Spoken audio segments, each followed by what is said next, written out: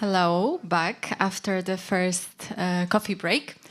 This is now the time to start the first panel discussion titled Youth and Educators for Gender Equal Digital Futures, that will be moderated by Elżbieta Olczak.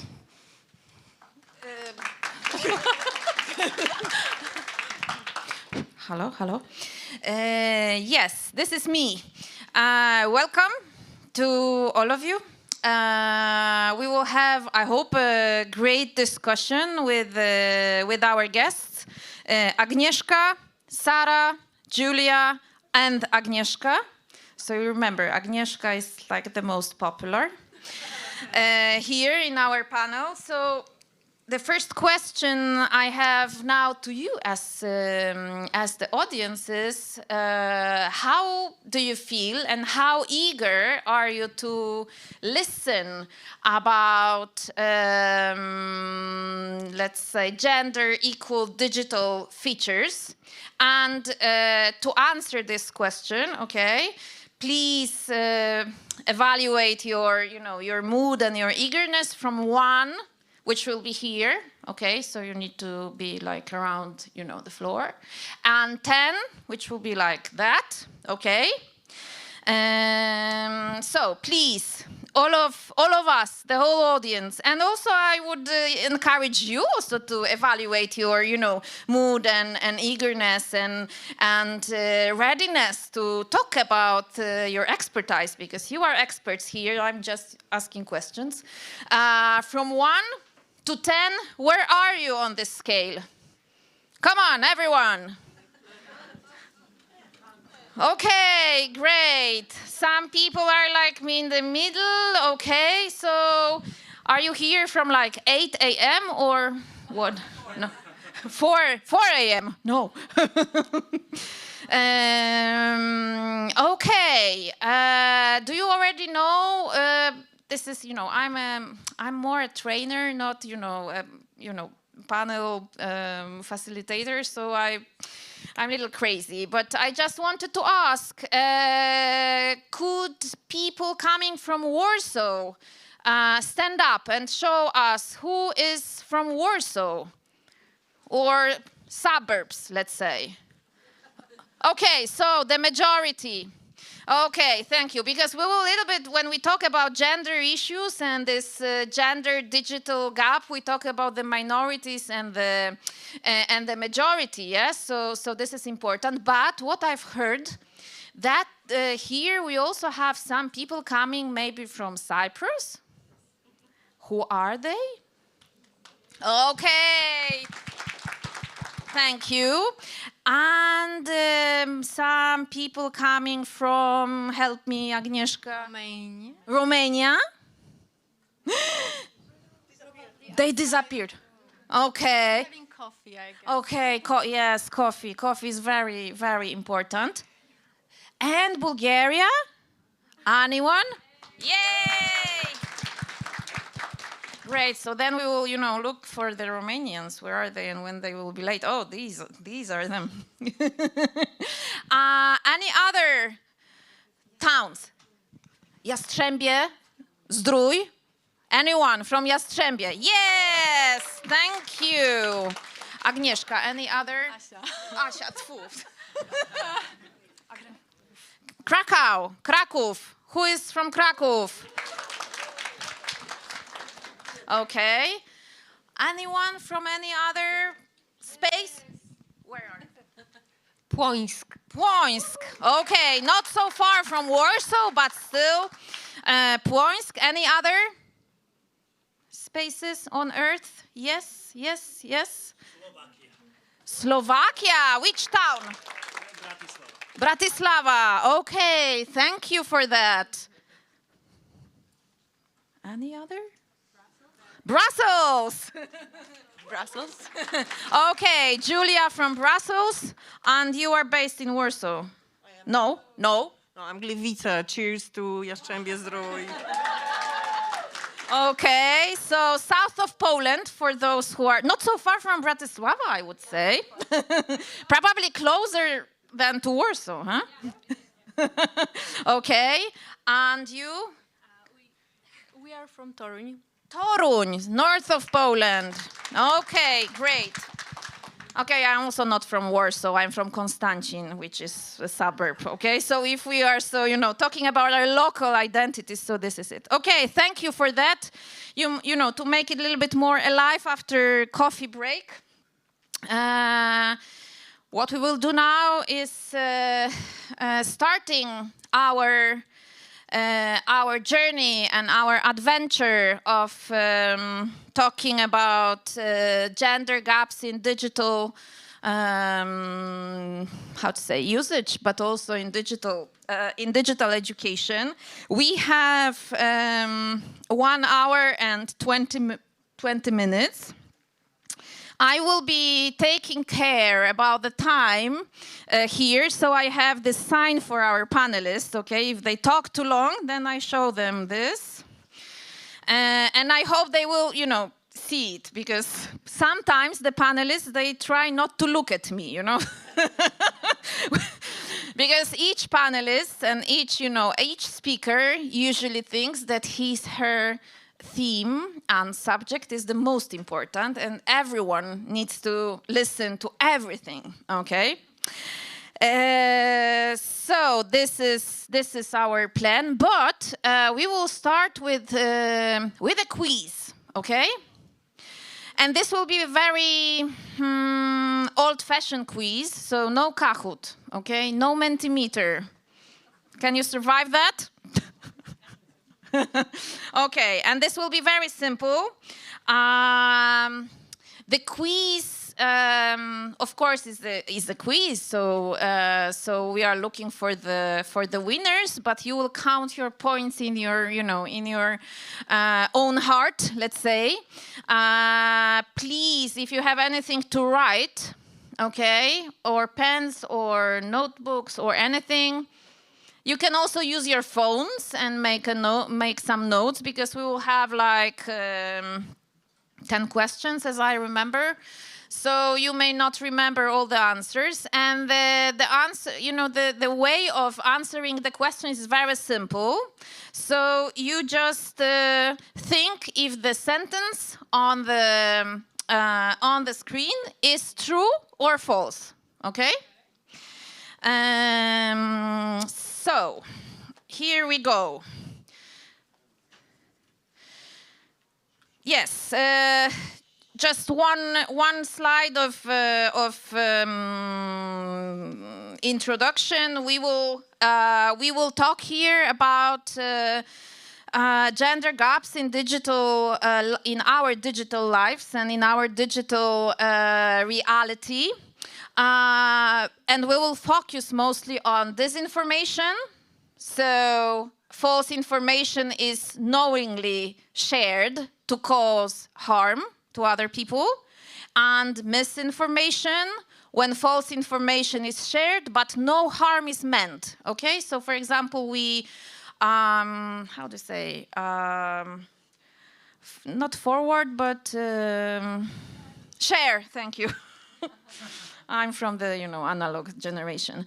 When we share, for example, a post of someone else, and we don't know that this was not true. Yes, and we also have the third category, let's say, of information, which is small information, when genuine information is shared to cause harm, often by moving information designed to stay private into the public sphere, okay? So something that we share with our close friends online, and then it is shared publicly by someone to cause harm to us, okay?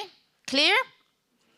Okay, so this is the very broad area that we will now, have our journey during this panel. And one more question to all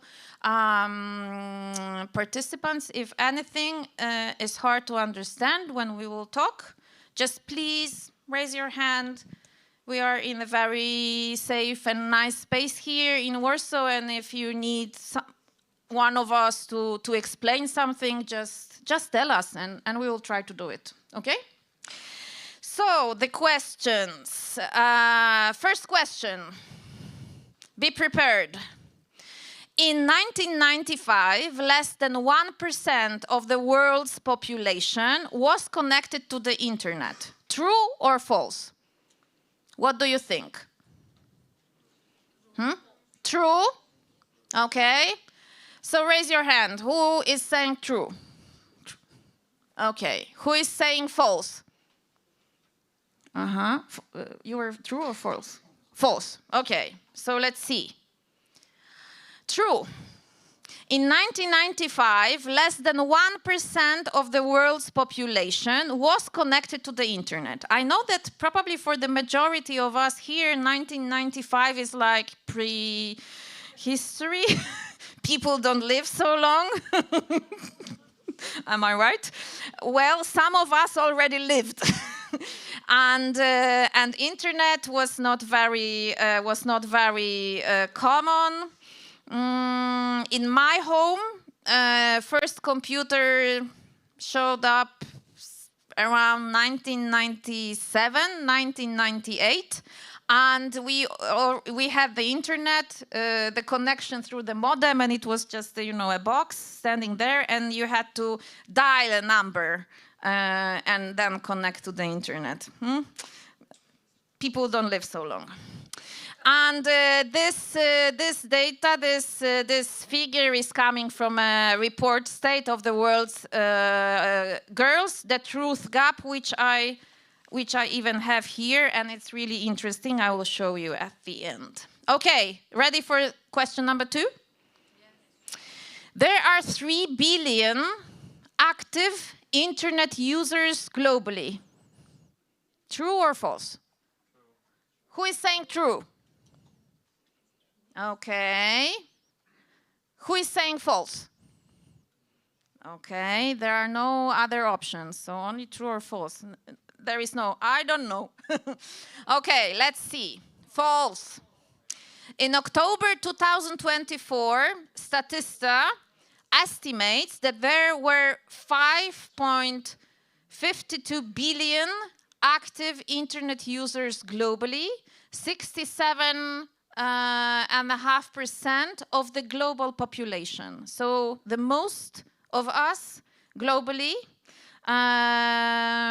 are active internet users.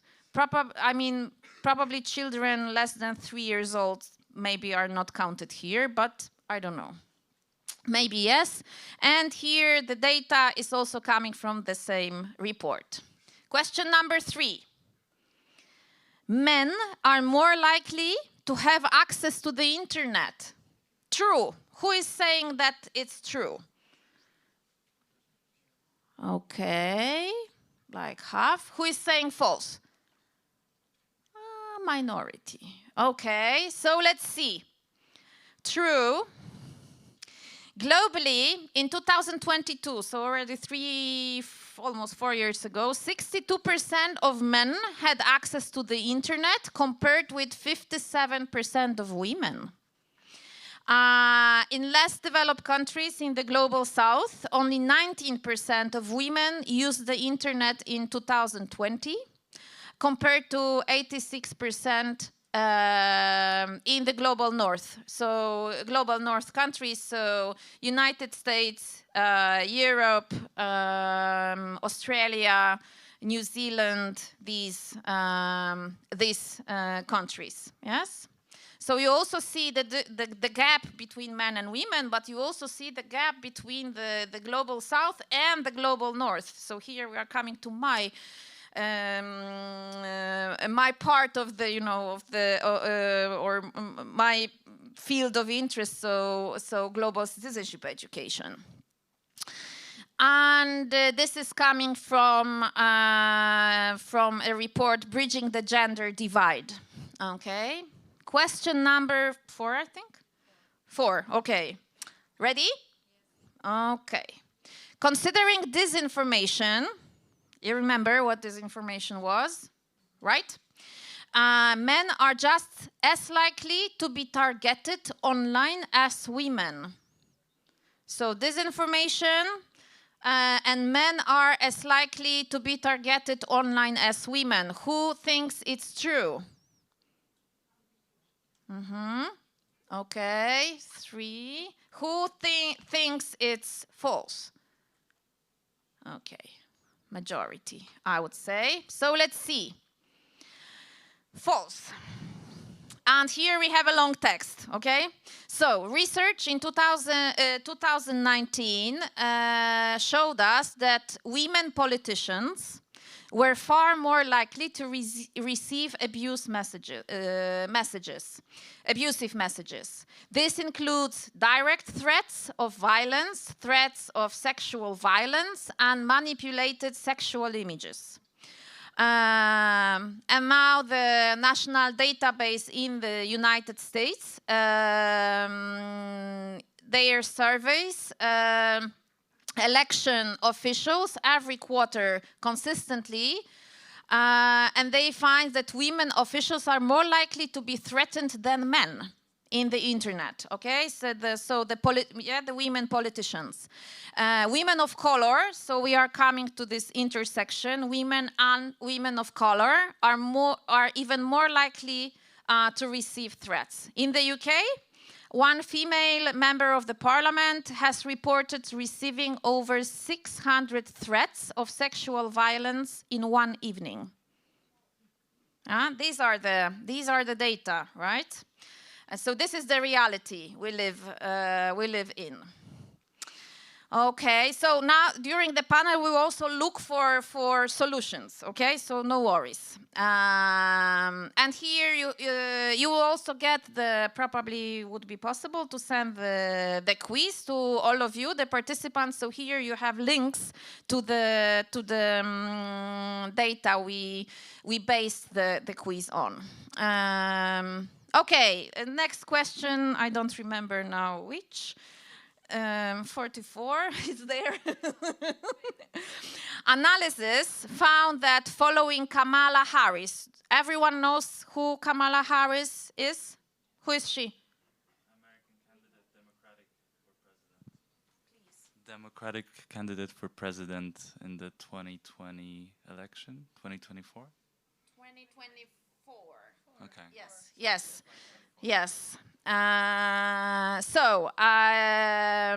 Following Kamala Harris' nomination for the 2020 vice presidency, so before the election, she was the vice president of the United States, working with Joe Biden.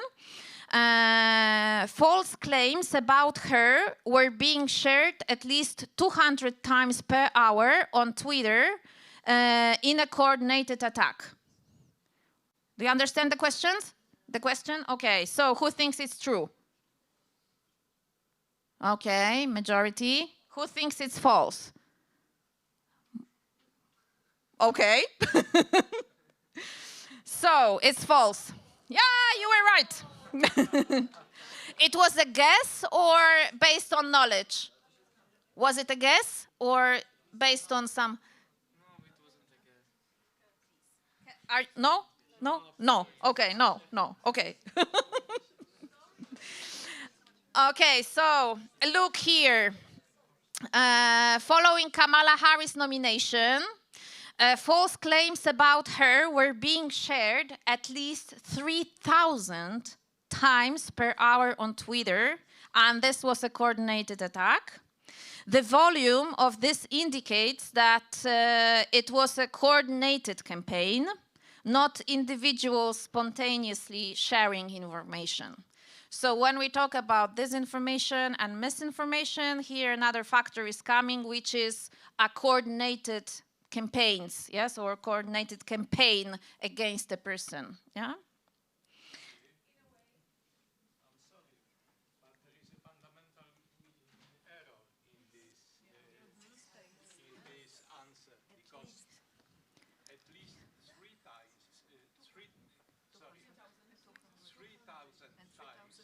It's not at least. Okay, the language. Yeah. Mm-hmm. No, it's not. It was like 3,000 times per hour. This is, yeah, thank you.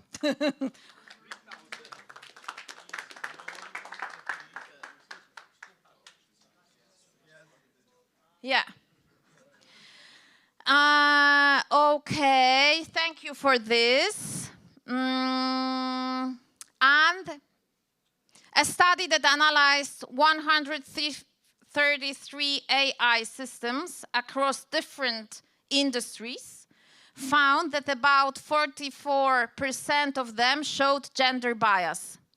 So AI systems across different industries where AI is used, yes, shows that 44% are gender biased. Okay? True? True? Okay. False? Yeah? Ah, yeah, there is no question. I was like yesterday, even, reading them again, and my brain is not working. Yeah, so we have 133 analyzed AI systems, and 44% showed gender bias. 25% of AI systems had both gender and racial bias. So again, the gender is one factor, and then racial bias is coming, following the gender bias. And this we have in the report from UN Women headquarters, and maybe this, I don't know which, because it's 46 there. Disinformation is only an issue in a small number of countries. True? False? Are you sure? I mean, you can't believe in this quiz, okay? We know it already. False. Research by Oxford University 2021 found social media manipulation campaigns were found in 81 countries, and all these 81 countries were surveyed. Yes, so in all surveyed countries, social media manipulation campaigns are present and often, I would say. Okay. Online harassment, misinformation, and disinformation have real-world impact. True?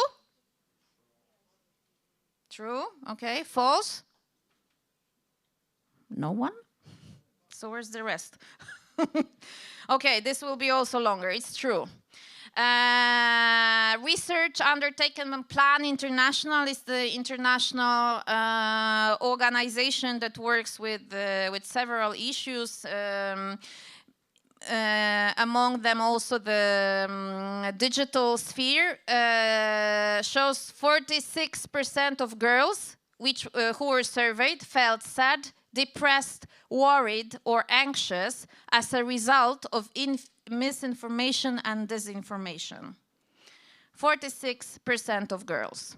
Moreover, 1 in 5 of those girls stopped engaging in politics or current affairs and stopped posting their opinions online. 1 in 5.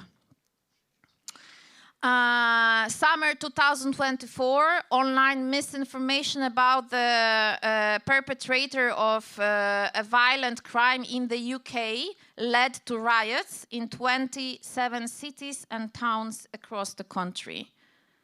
Yeah, and the information about the person came from the internet. So misinformation, harassment, disinformation have a real impact on all of us, to be honest. And this was the last question.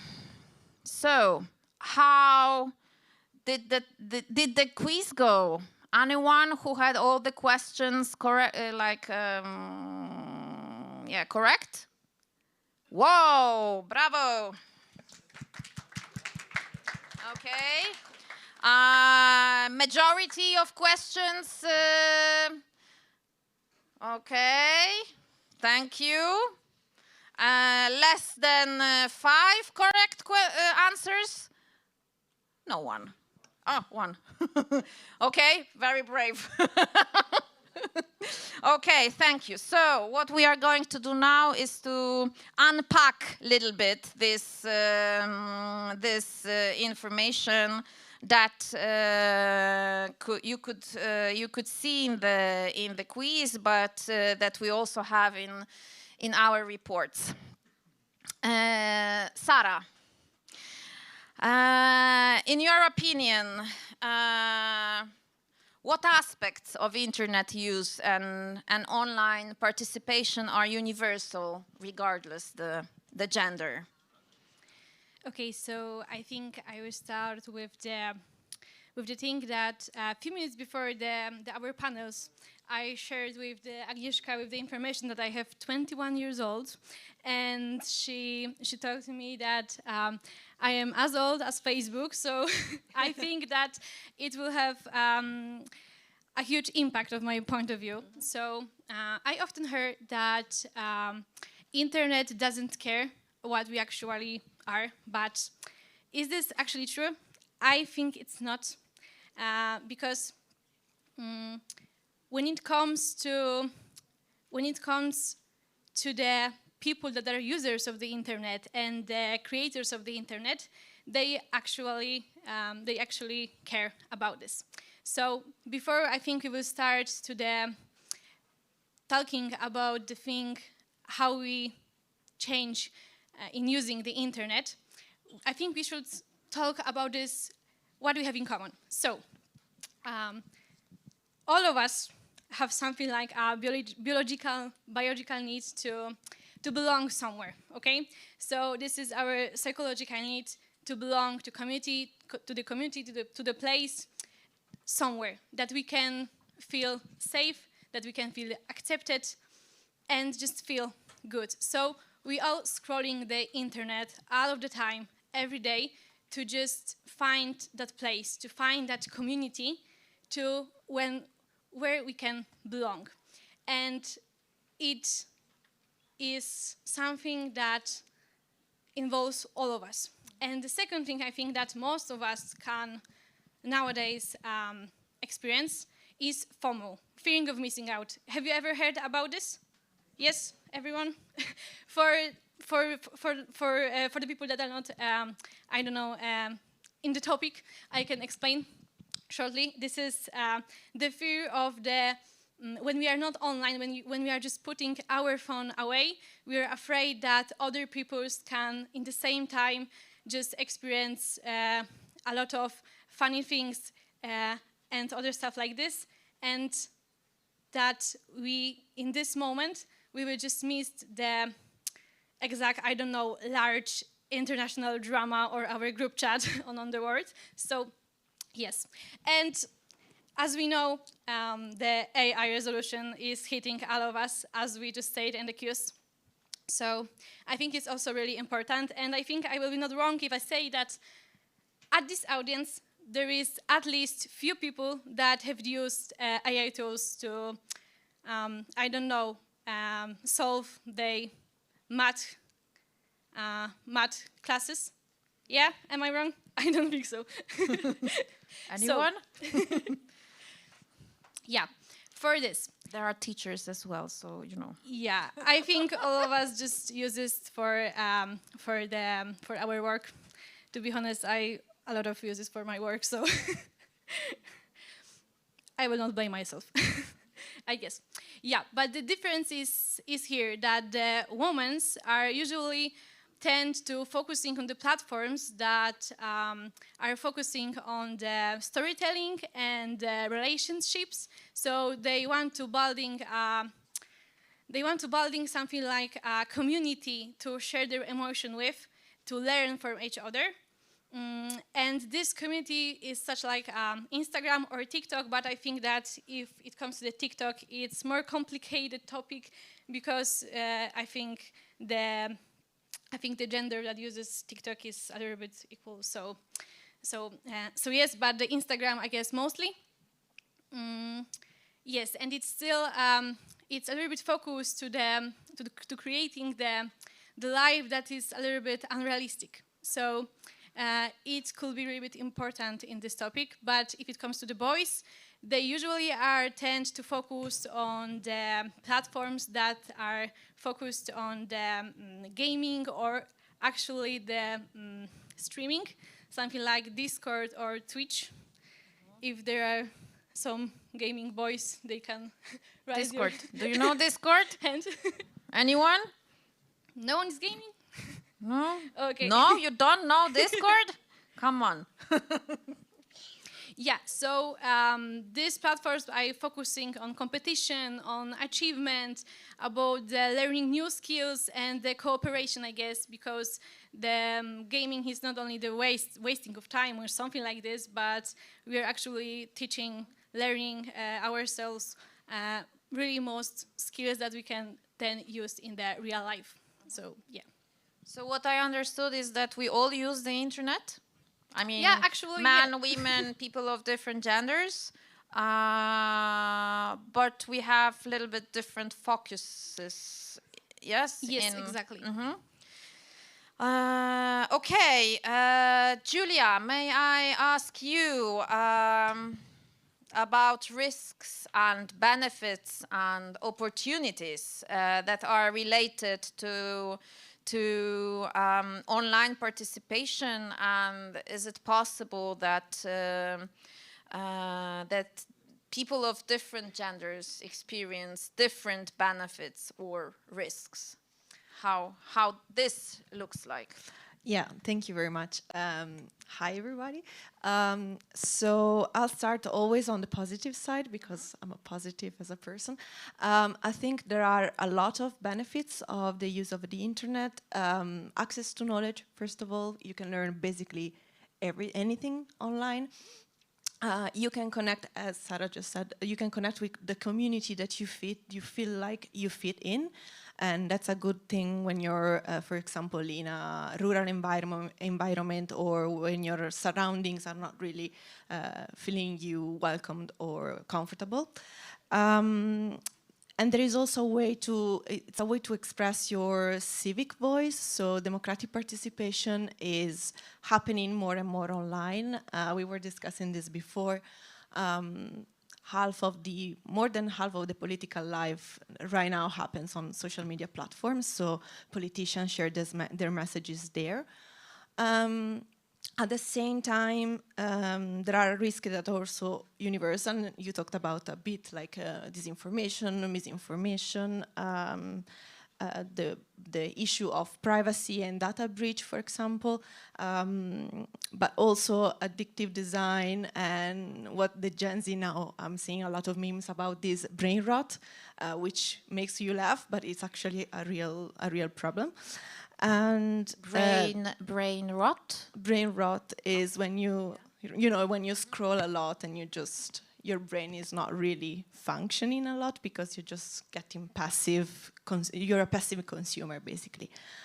And then I think, as you were saying, that there are the way you perceive your identity and your gender shapes also the risk that you feel online. For example, I'm sure that you have seen this when you open any social media platform and you scroll down on the comments of a woman or a girl photograph, you have seen any kind of disrespectful, sexist comment.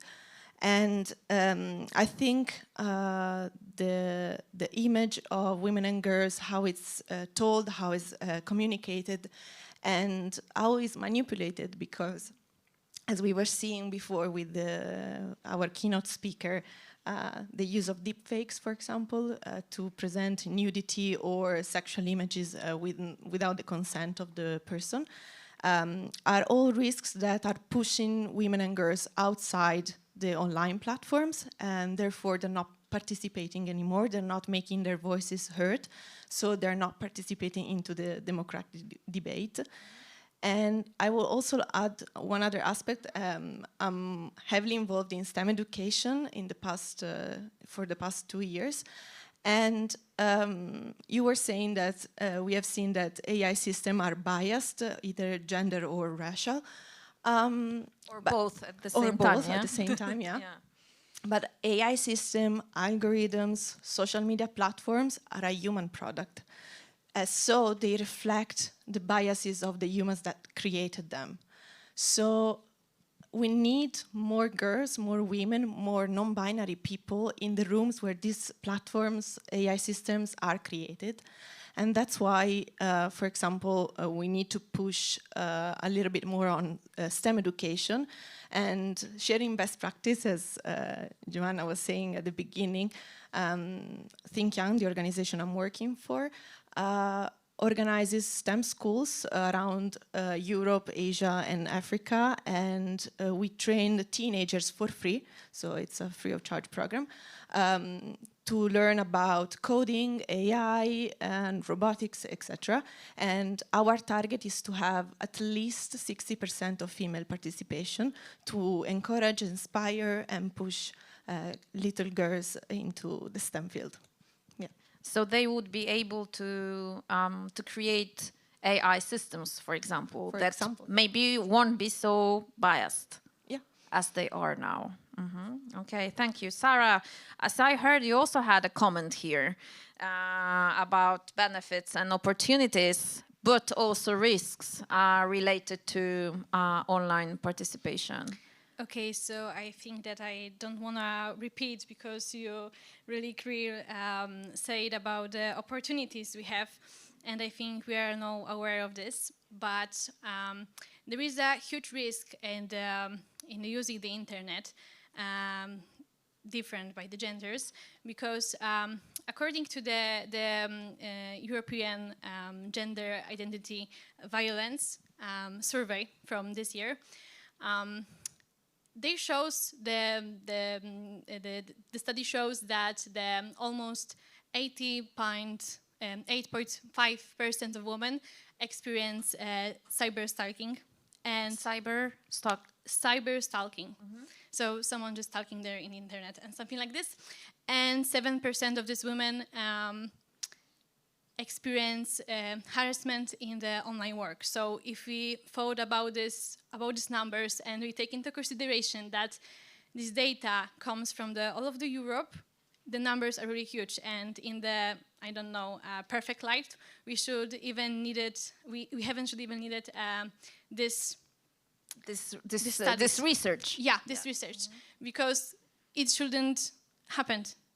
So yes, I think the risk is really huge. And as we said, the previous keynotes, these AI tools that can just, underwear us and stuff like that. I think that if the woman could stand in the internet and just speak for themselves, they really have to feel safety. But nowadays, I think we don't feel safety anywhere because of these AI tools and other stuff like this. And if it comes to the boys, I think that the algorithm on the platforms such like Instagram or TikTok or other platforms, it's really risky that it could lead them to the content that is focused on the toxic masculinity, when the space is not, I don't know, familiar to the, I don't know, sharing the emotion with the other men, to just showing that we are weak sometimes, that we don't handle, the easy stuff in our daily life. So I think it's really dangerous, especially for the young men, to see only this content in the internet because of the algorithm. Okay, so when we talk about the gender gap, please correct me if I'm wrong, in online usage, right? And the difference between men and women, boys and girls, and gender minorities. So what we already saw in the data and what you already said is that are, of course, the benefits for all of us, and the risks for girls and women, and the data show it very clearly, right?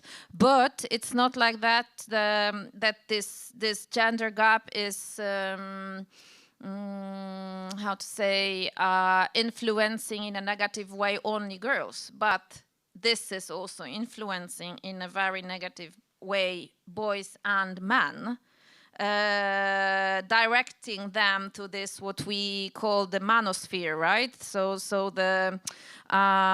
these areas of internet that this toxic masculinity is prized. I would even say, Julia. I saw. Yeah, I just want to add something. It's exactly that, and also there is a phenomenon called the rabbit hole, whether when you see certain type of content and you just get fed the same exact content and you cannot go out of that. So and you just go deeper and deeper into harmful content. Yeah. So this online participation being harmful for all of us. I mean, in different ways, right? But for all of us, and what I'm, you know, what I read and what I understand also what you say, that this rabbit hole for boys, making them to be more deeper and deeper in this manosphere, is also causing that girls feel unsafe in the internet, because this is also about learning or teaching them somehow to comment negatively on girls' appearances, for example. Am I right? Or okay, because this is what this is something that I think is very, very important here when we talk about gender gaps in general. That the gender gaps are harmful not only for women and girls; they are harmful also for boys and men. And this is something that is maybe not very common or, you know, clear in the public debate. Yes. Okay, thank you for that. Agnieszko B, as we have two Agnieszkas. Yes. So now about some other people. Yes. Being with us or teaching us. So to what extent this gender-based discrimination, violence online is recognized, I mean understood probably first and recognized, or maybe recognized and understood by different groups and different stakeholders, different people who are, you know, around us. And when we talk about young people, maybe parents, family members, teachers, but also psychologists, you know, youth workers, all these that we have around ourselves. Do they know what it is? Do they understand it? I'm Aga, okay?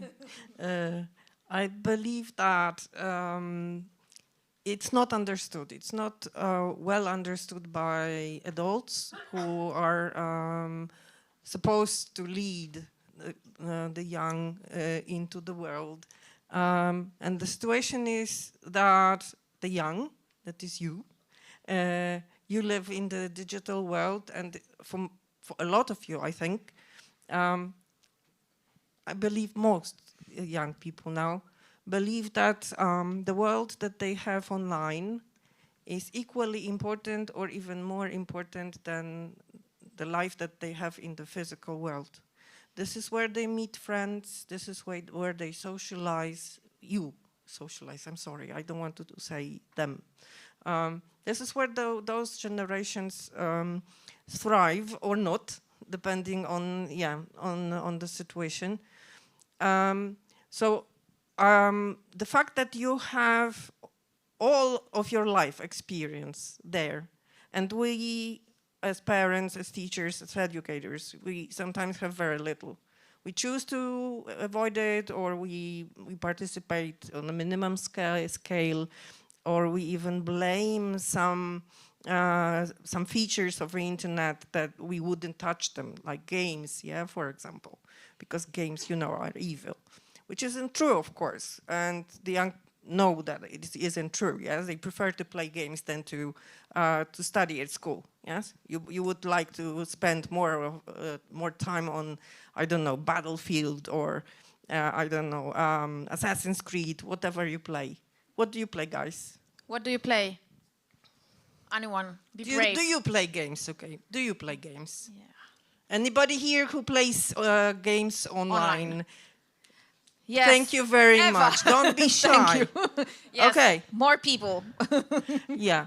So thank you very much. So what I'm trying to say is that I don't think it's possible for us, for the older generations, to understand the world the way the young do.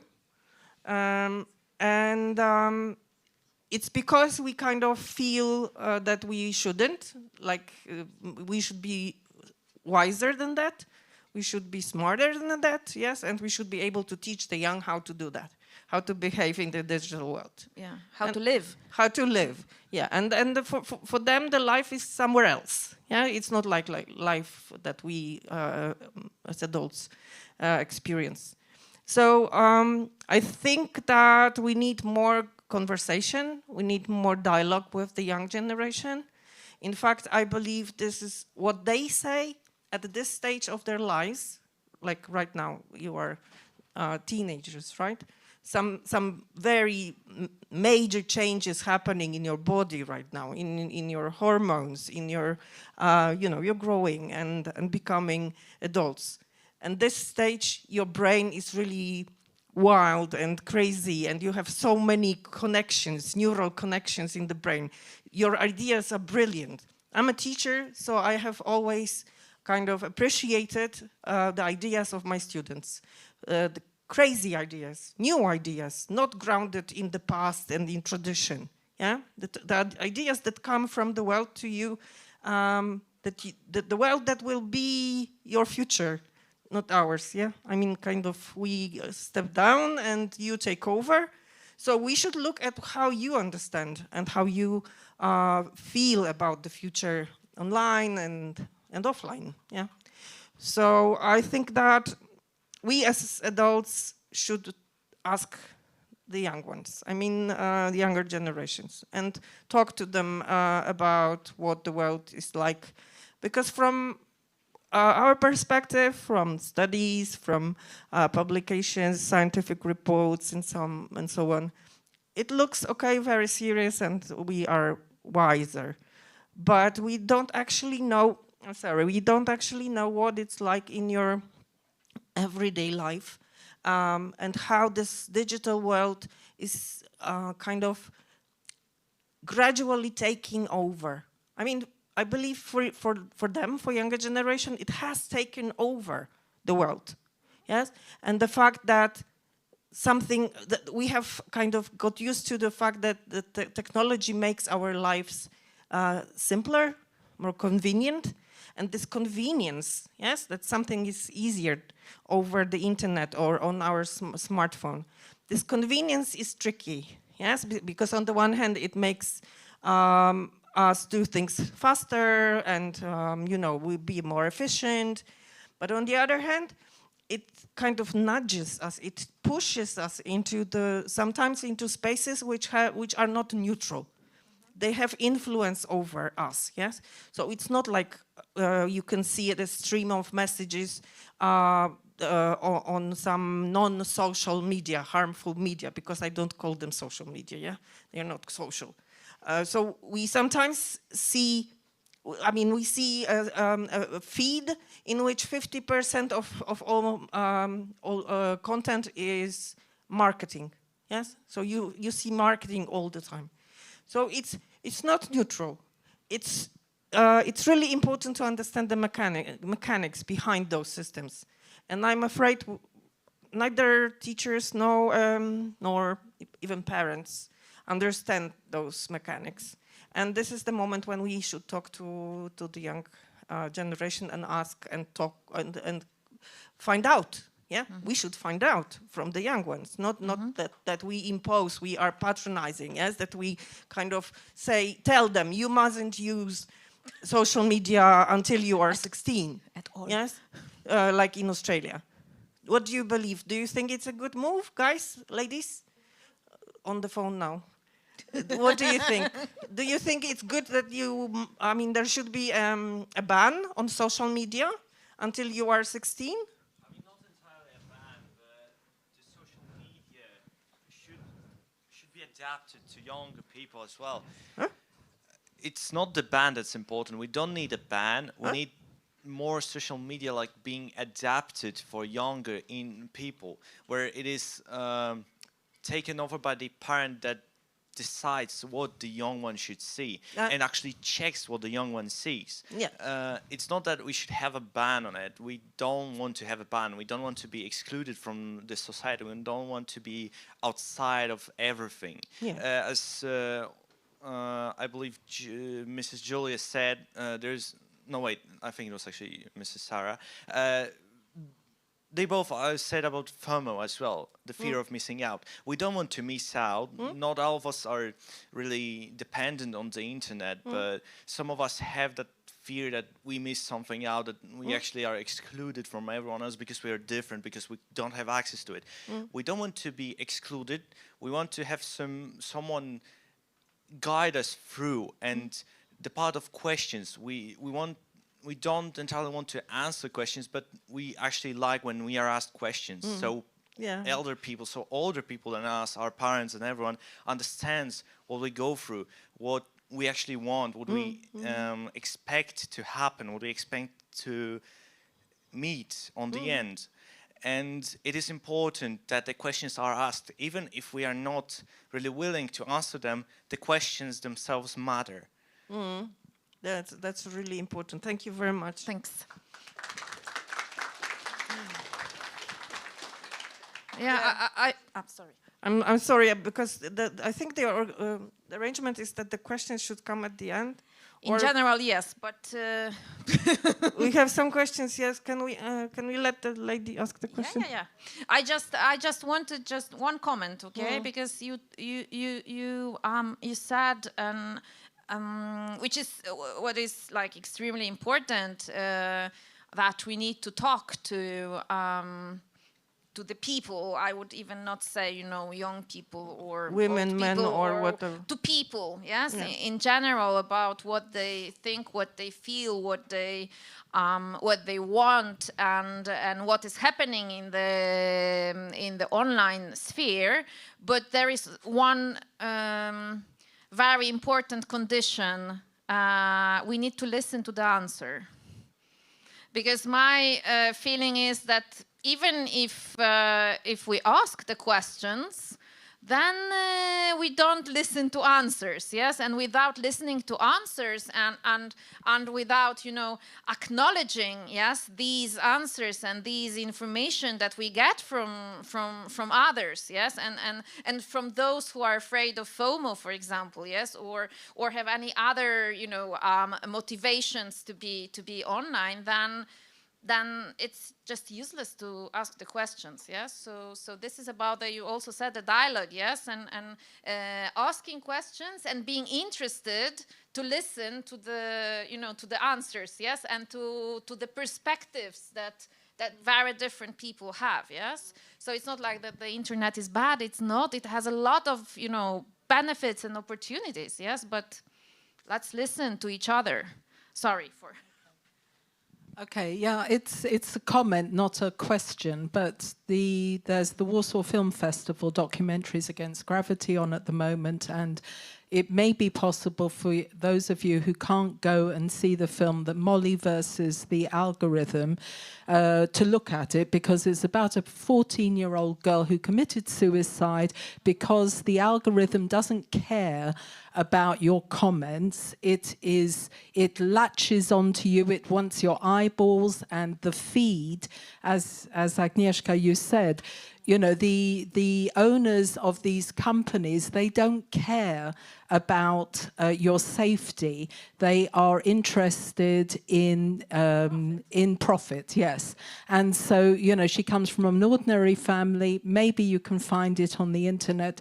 Some of the films will be online as well after the festival, but it's very powerful, very sad. And I think and the father made the film hoping that parents who, like him, thought his daughter was okay, was safe in her bedroom, but, the invasion came and she was fed lots of really awful stuff which the algorithm thought she wanted to watch and which somehow within 6 months caused her death. Thank you. What is the name of it? It's called Molly versus the Algorithm.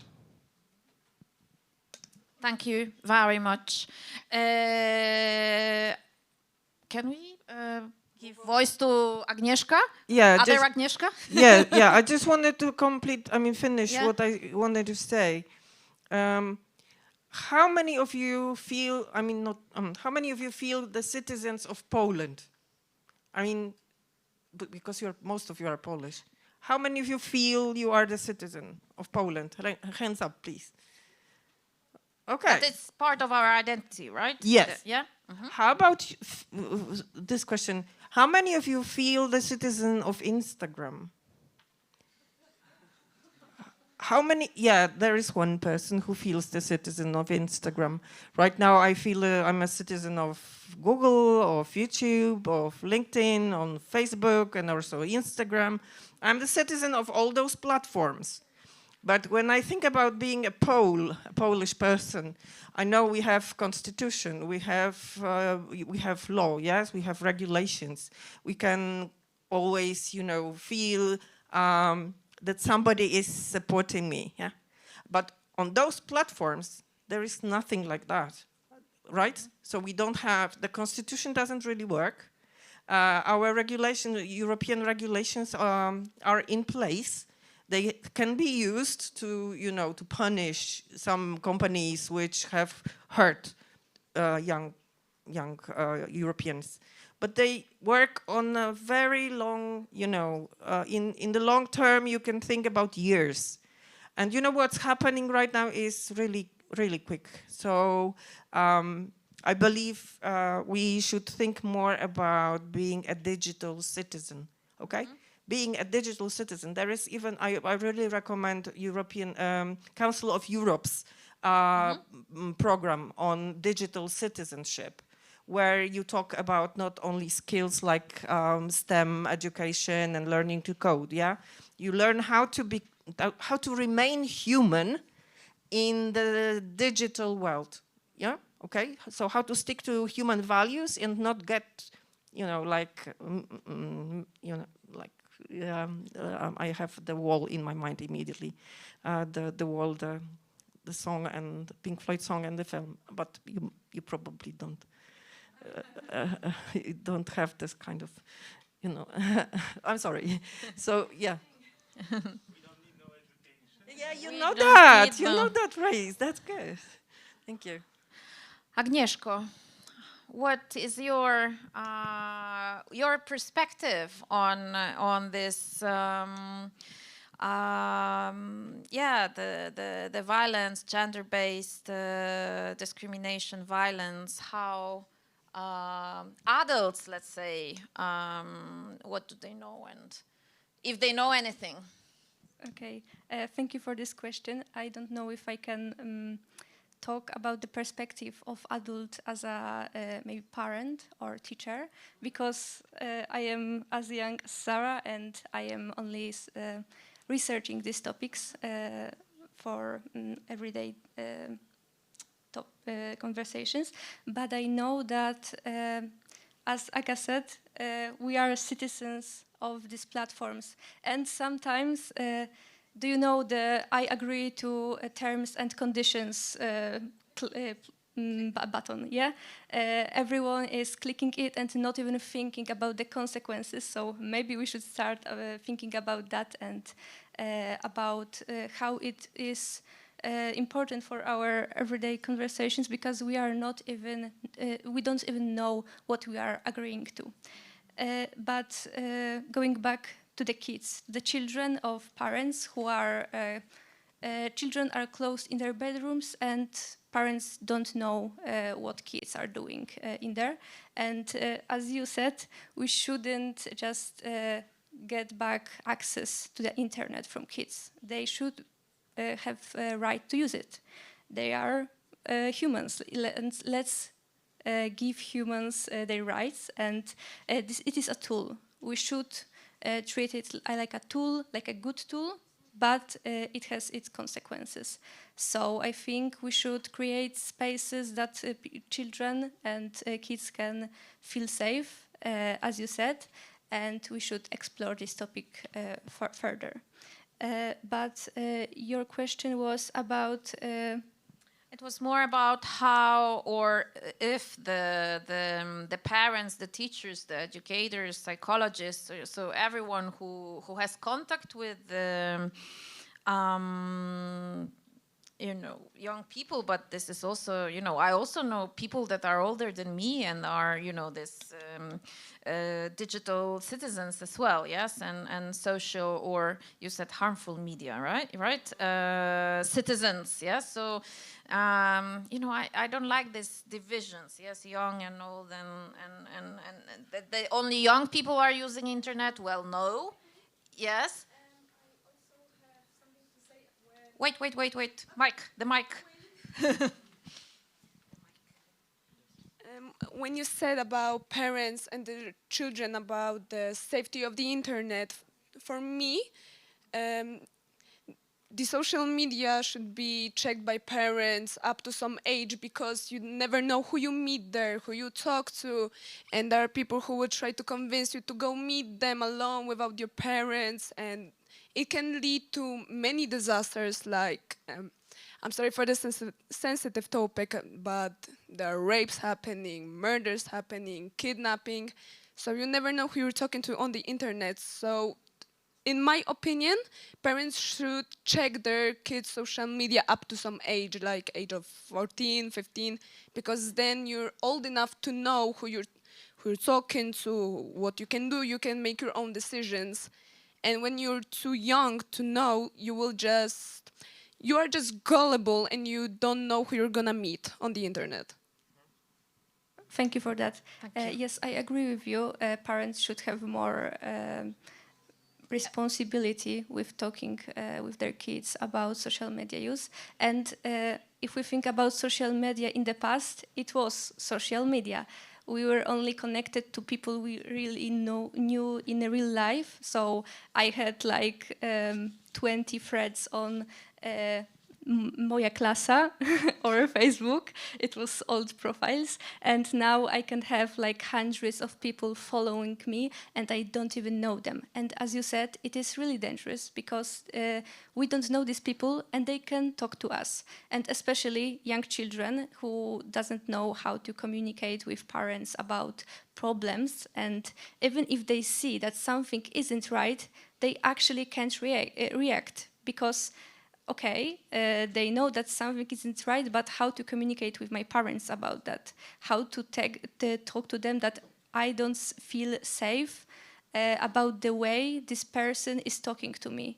I don't feel safe because they are talking about things I don't know about or I don't understand. They are talking about my body or they want to take me somewhere.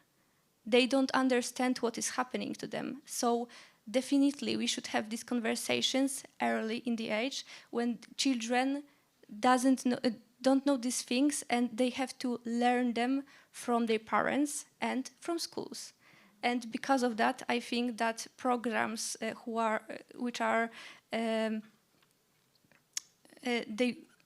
are many programs right now who are learning kids how to communicate about their bodies, about things that are dangerous to them. And of course, there are many policies that are against it from many reasons, but it is a different topic. But I think we should implement this in policies of these platforms, that they should close the gaps and make it impossible to kids to connect to person they don't know in person. Or maybe their parents know. But because when we are thinking maybe about online chats or games, children play in games all the time, and there is something like online chat where everyone can say hi, hello, how are you, or anything like that. But maybe, hi, maybe you want to talk with me on Discord, or maybe do you want to go to WhatsApp? So maybe we can talk about this in person. Maybe we will know each other more. And then there is different and dangerous situation where parents doesn't know what kids are talking about, and they are talking about topics that are not for children. They shouldn't talk about, right? Yeah. So this is about the responsibility of the big techs, let's say, yes, because these are the big companies that it was said very clearly about the profit, yes, they make on us being online, yes, in different platforms. So the clear boundaries, what is possible, what is not possible, and regulations, then less profit, right? So this is, I think, might be the problem, but also teaching parents or these important adults, yes, that are around us and around kids and youth on on using internet. Yes, I can see you, and also how to react and how to talk with kids about being online and talking to different people. So for you, Agnieszka, and for the other Agnieszka, I have a question. So you think, okay, about and I will let a person say his comment.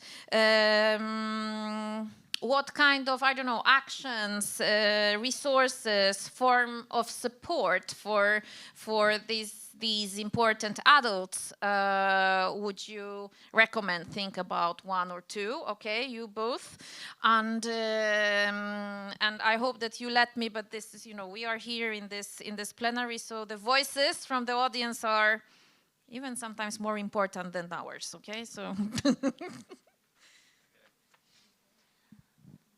One thing I wanted to ask, since we also mentioned the responsibility for the big techs, what kind of mechanisms would you implement if you had the control? Because I had this friend online who was recently accused of sexual assault on their younger sibling. Those accusations were false, but nonetheless they were shared around.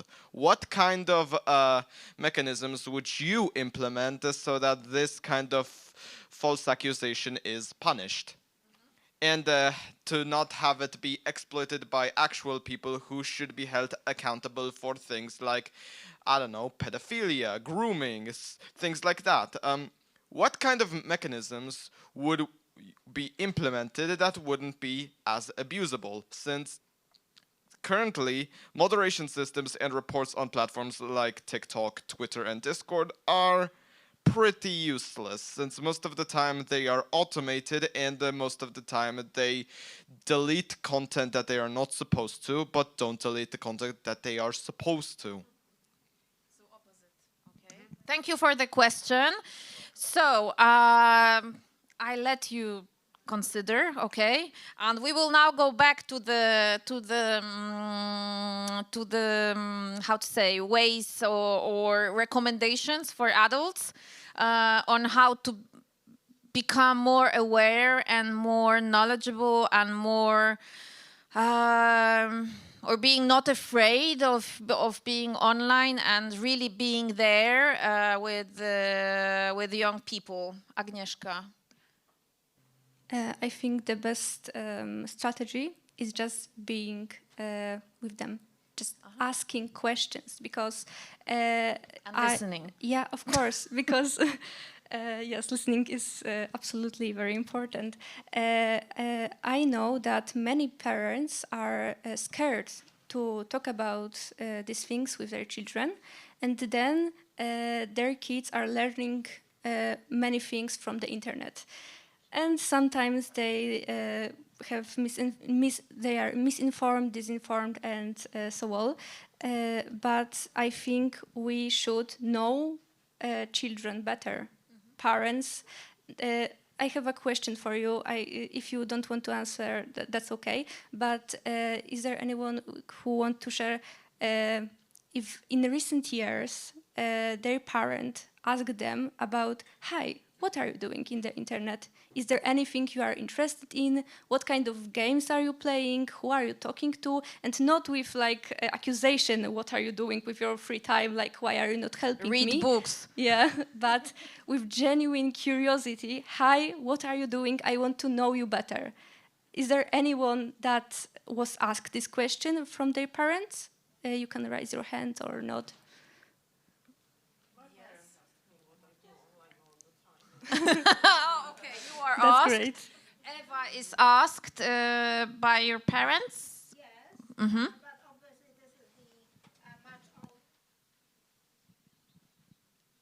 this is the much older generation aspiring to get connected to what's happening on the internet. But I also ask my kids about what they are doing, and we watch stuff together, and I bite my tongue.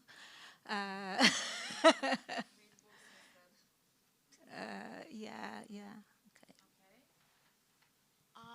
And okay, yes, there was also. Do you want to share? Sorry. Because you raised your hand, do you want to share, or just it was raising hand? I was just using my hand that my parents used. I mean, my parents used to check my social media until I was at like, I don't know, 13, 14, and then they stopped because they knew they could trust me with it. So then they said that I can do, maybe not, I can do whatever I want, but I can talk to people and they will know that I'm safe because they trust me that I will tell them everything. Okay, so talking to each other, right?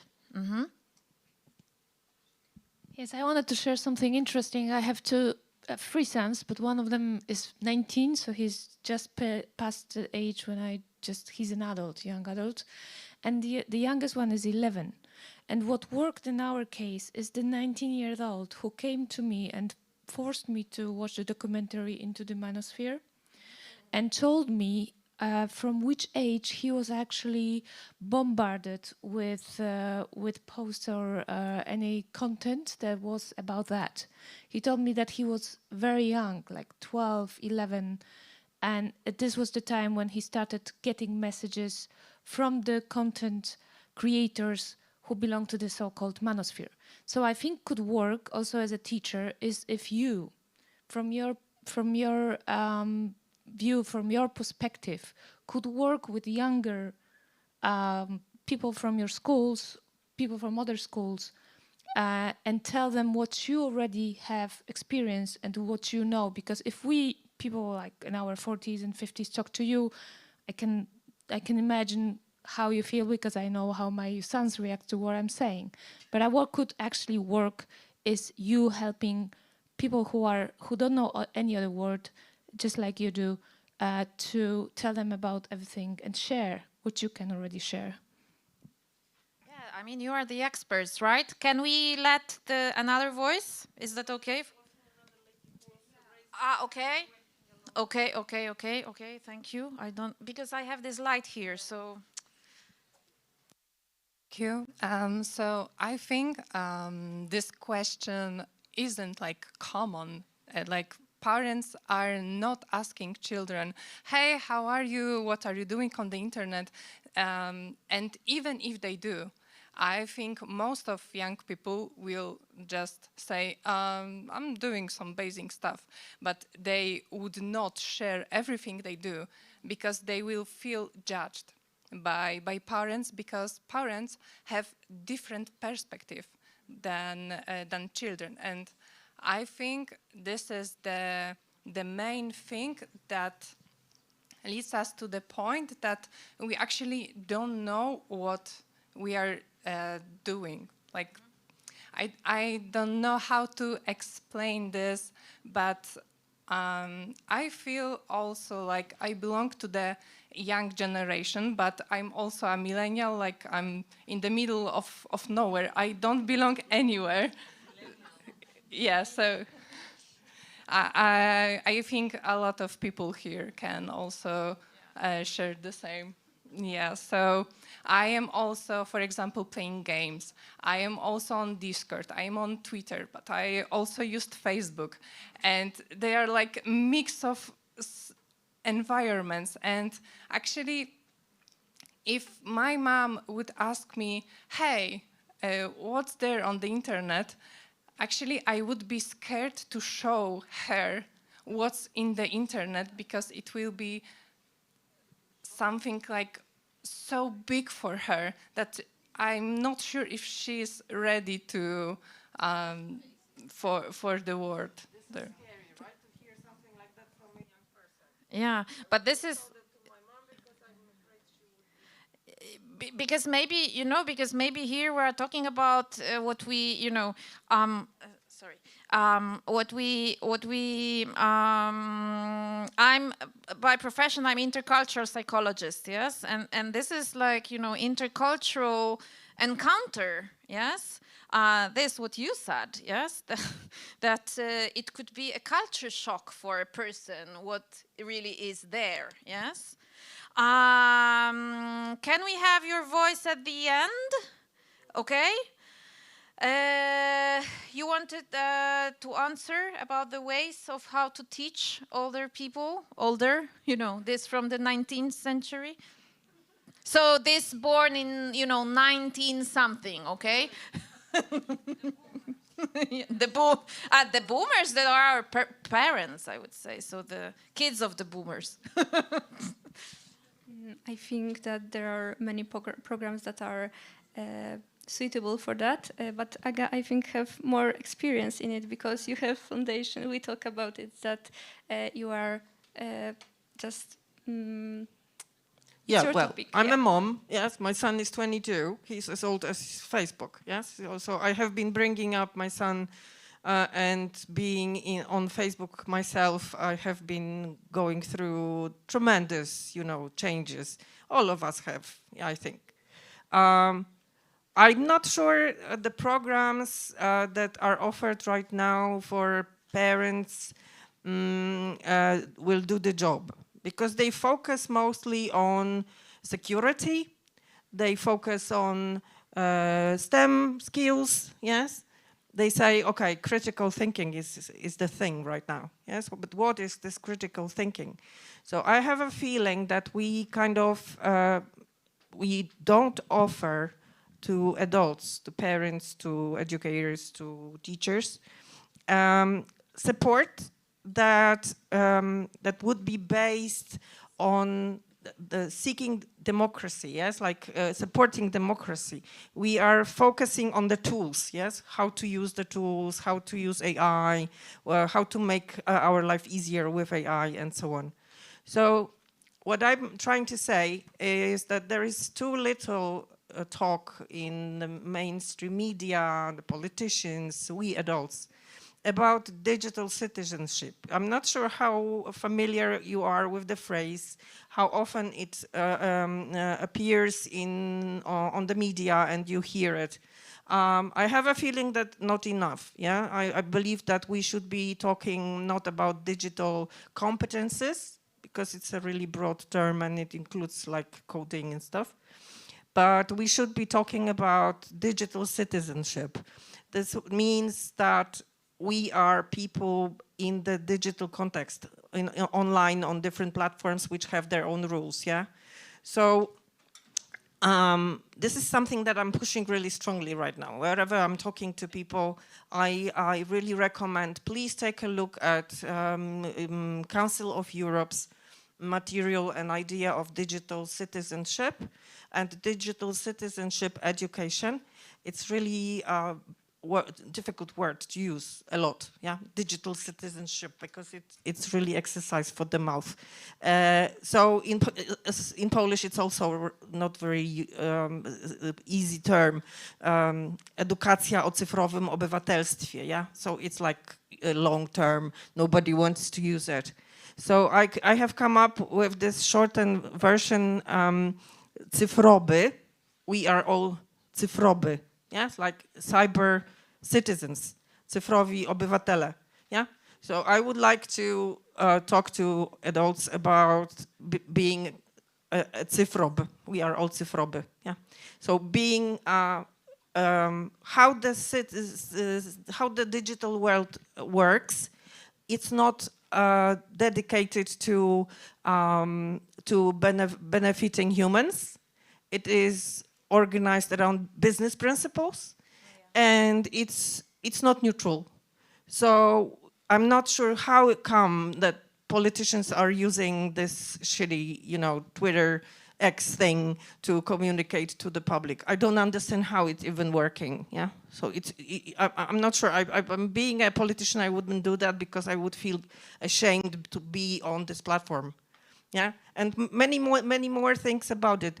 So we adults talk about it from our perspective, but I have a feeling that the young people who are here, who take part in projects like this, can come up with brilliant, creative, new ideas, how to get through to us who are adults and old and remember the world without the internet. We feel we are so important, yeah, that we remember that world without the internet. We are kind of dying out, yeah? We are dinosaurs, we're dying out. And who is going to be left? They are.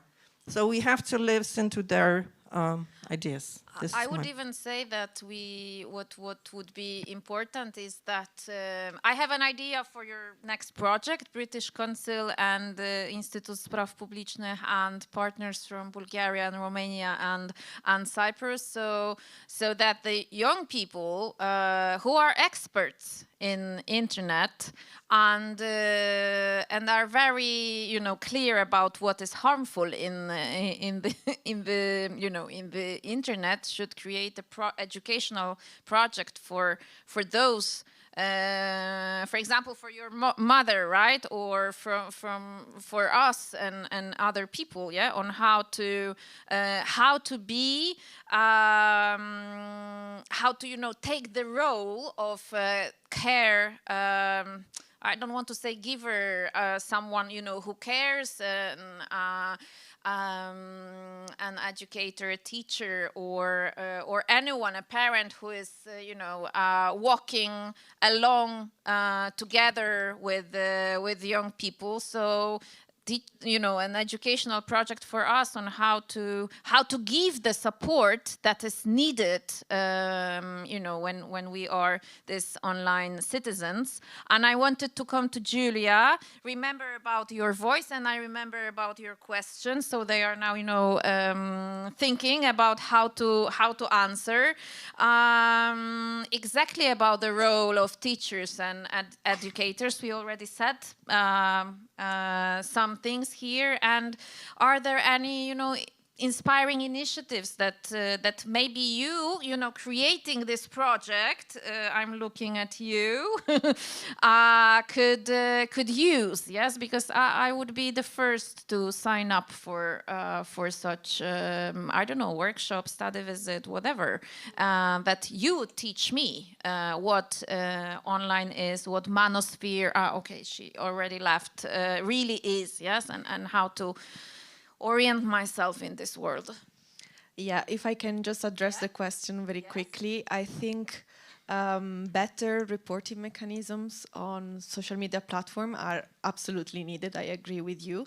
But also a digital identity, like the one that the European Commission is developing, in order to have the possibility to, reconduct the user on any social media platform to a real person, so that it can be.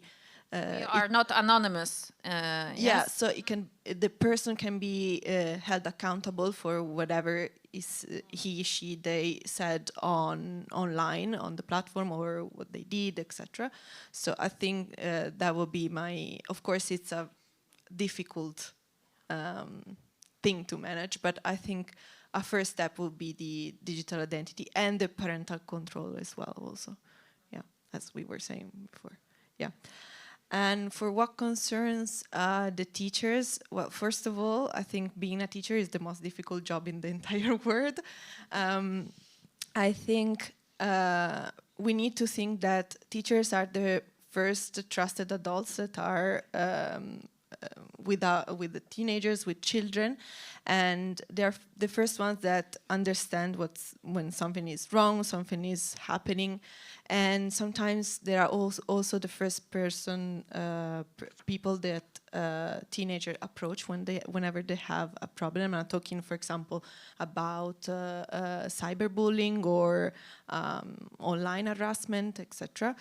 And so I think teachers are the main point of reference, and let's say they know the referral mechanism to guide teenagers to counselors, for example, or to organization, or to speak with the families if the family is safe, for example. But at the same time, I think they have the possibility to, and I slightly disagree with you about the critical thinking, because I think it's a very important skill, and I think digital literacy is something that we need to talk more and to have more in schools, and not just learn how technology works, how social media works, but also connected with what I would like to call empathy literacy, just to connect what you see online with consent, first of all, empathy, and try to understand what you see online behind how the algorithm works and what you see. So teachers have the power to guide you to become more active users rather than just passive ones. So I think that's their main job. It's a very difficult one. And I also agree on the fact that digital literacy should not also be limited to young people, but should be also for elder people, parents. Teachers themselves need to learn how to teach that. So it's something that at the institutional level, I think it's very much needed. Yeah. But this is also about acknowledging, yes, that it's learning, about the digital life, citizenship, but this is also about acknowledging that when young person comes to me and says that was suffering from cyberbullying, that I'm really taking action and not saying, oh, internet doesn't matter. Yes, it matters, yeah, and we already know it matters a lot, but then it's also about, the acknowledging that it matters and really looking for ways on how to act in this situation. Do you agree? Yeah, totally. Okay, so it's one. I'm sorry because I made a mess here because we had a lot of questions and you prepared, but this, it was really so important from my perspective to create this space of this panel as a dialogue space and a sharing and discussing with each other. What do you have any other ideas to answer about the big techs and how to convince I don't know what to do when these rules they have don't work at all? I just want to refer you to the speech of Ursula von der Leyen from 2 days ago. She made a speech about children on the internet and what we should do in Europe. And she said, it's not about whether kids should have access to social media. It's about whether social media has access to our kids. And we should put pressure on the companies and not on the end users, on our kids, on parents, because they are not able to decide by themselves because it's too difficult. So yeah, we should put pressure on the companies and not. And but I really recommend watching the speech. It's really great. Okay, so I remember about you. 5 minutes. Yeah, I know. Last, think about with one sentence that you want to finish, and to give, I don't know, hope. I would, but whatever. But think about this, and you have the 2 sentences, okay? 2. Be brave. So there will be a very long sentences. I'm just joking. So my parents don't really ask me what I'm doing on the internet. It's referring to the question what I'm doing on the internet. So my parents don't really ask me. I decide if I want to share it with them. And when I actually share something with them, they do something I don't really like, but I have to admit that in some way I also like it. They dig into the topic behind my back and then address it, like come to me with it, what they had found out, to gain my interest, and also that to note me that they are interested in what I'm doing. And it's a different way to letting like us decide what we do, and also like guiding us through the internet, because they don't ask me what I'm interested in the internet, but when they hear something from me, when they notice something that I'm interested into, they dig behind my back and they just give me the solution. Okay, but what I understand, then they are interested. They are. And they learn a lot when digging behind your back. So they are also eager to learn. Okay, so one sentence from each of you. I know it's not easy, but... Thank you very much for that comment. It is very important for us to know that many parents are interested in their kids' life, and even if they're not asking especially about the internet, they are asking about what you are doing, and it is important. So for me, the most important thing is to know that parents are interested in their kids' lives, and they want to a good life for their kids. So the problem are platforms and the lack of regulations, and we should focus on that, and education for kids. That's all for me. Okay. Sarah?